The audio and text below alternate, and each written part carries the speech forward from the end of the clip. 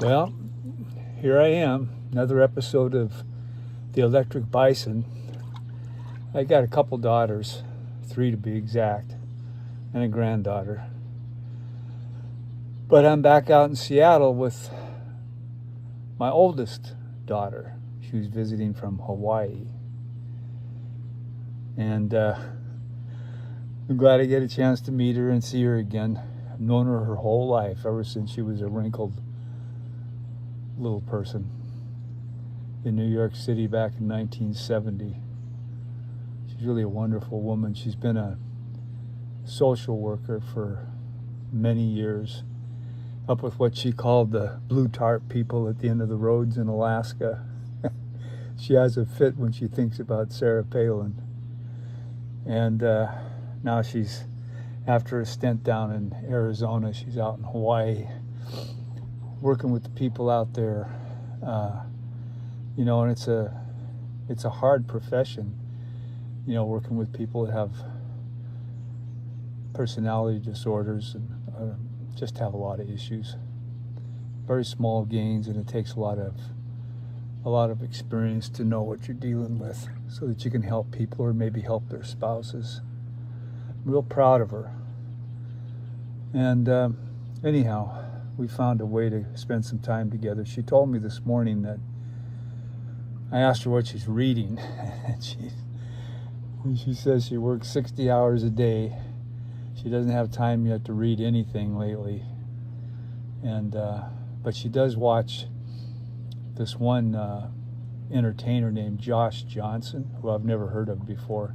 She's a big K-pop fan. She wants me to join the K-pop army. She thinks those K-pop people are part of the answer to humanity's problems. And I noticed this morning in the New York Times or the Washington Post, one or the other, that the Prime Minister and President of Japan and South Korea are playing K-pop music on their drums at some meeting they're having there in Asia. So it's probably good that I got some time with my daughter. As much as I try to stay connected, I feel like all of us are becoming more disconnected.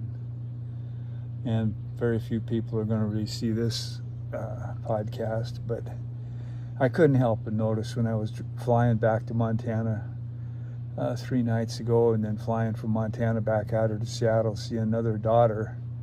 And just everybody on the trains, the light rail, the buses, everybody in the restaurants are all looking at their cell phones, and they're completely ignoring each other. I just watch it in amazement, and I go, how is everybody going to learn how to get along with each other electronically, I suppose? And I'm way behind on that. But we all seem to be losing those basic connections between people. And I think there's only so much time. It's like how many things can you do in a day on your cell phone? It's just tremendously a tremendous set of demands. And if you're working at home, like my daughter number 2 or daughter number 3, she hates turning on her computer. It's just so much information, people trying to be relevant to what she does. She's got to hire more people to take care of those messages, and it's hard to stay focused on what needs to be done in the organization that you're working for. It's a big problem.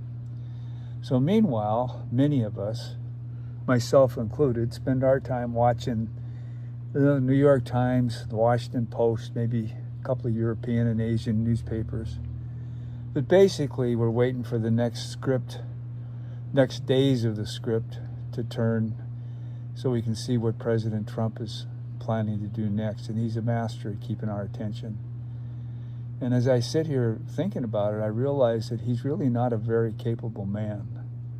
He's good at keeping our attention, but the things that he's talking about, the things that he's doing, are such a low grade of accomplishment. I see some of the things being done, and I realize how he's degraded all the work that people who became 4-star and 3-star generals have done with their lives, admirals, I mean, their entire lives were about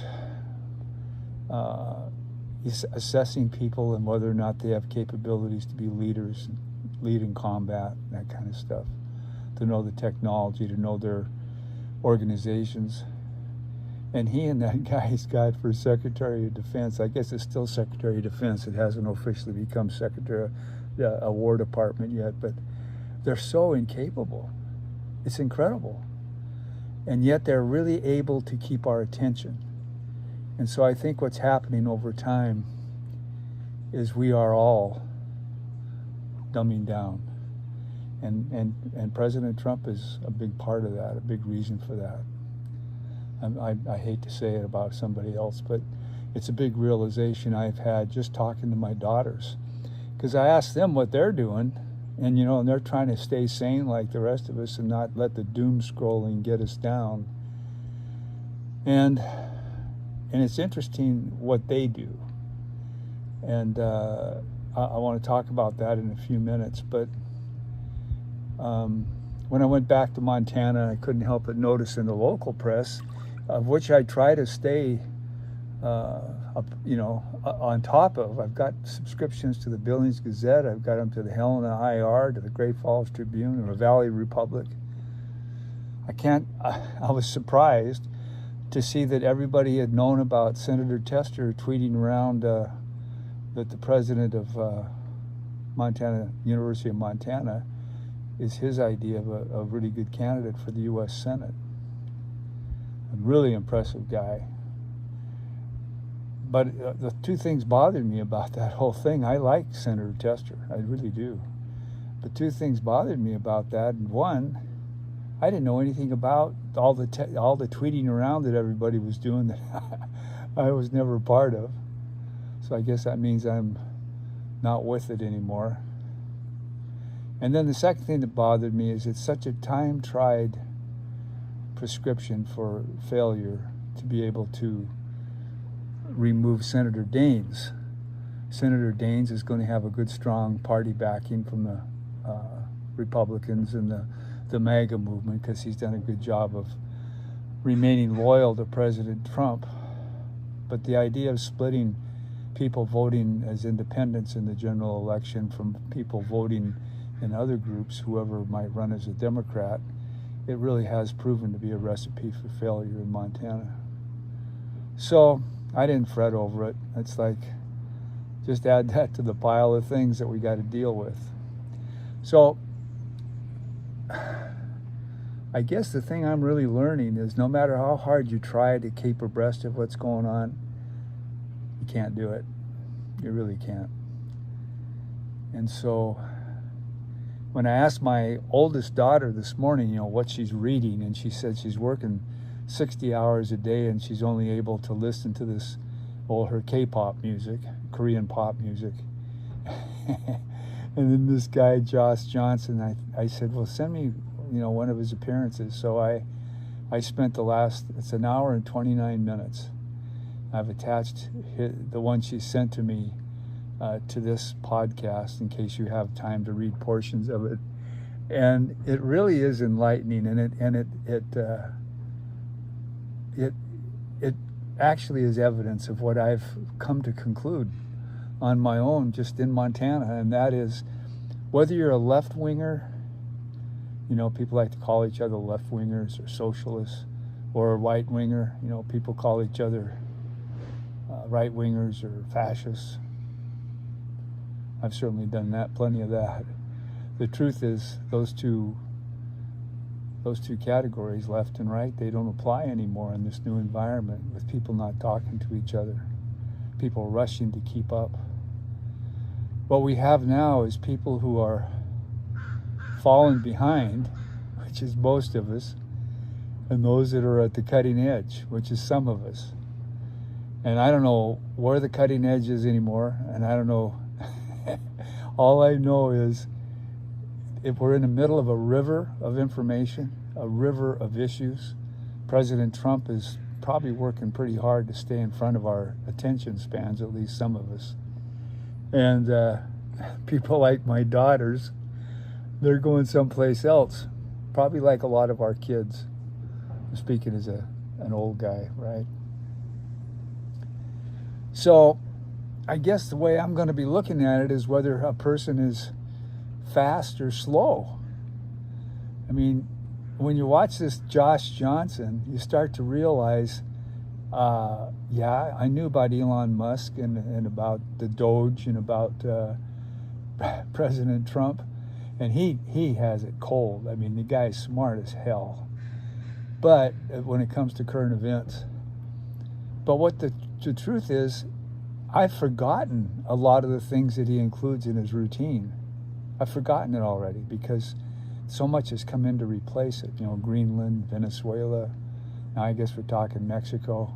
All these outrageous things are just taking our attention. And then the other thing is he talks about Juneteenth, about things that some of us aren't even aware of. And if you have the interest and have the time to watch it, I think it kind of shows that there's a lot going on out in the world, and we may not, even though we think we're at the center of our universe, that we know what's going on, I don't think we do anymore. And President Trump and the people who will be trying to run for office, they'll be doing again, trying to get our attention. But there's no more television, mass television like there was.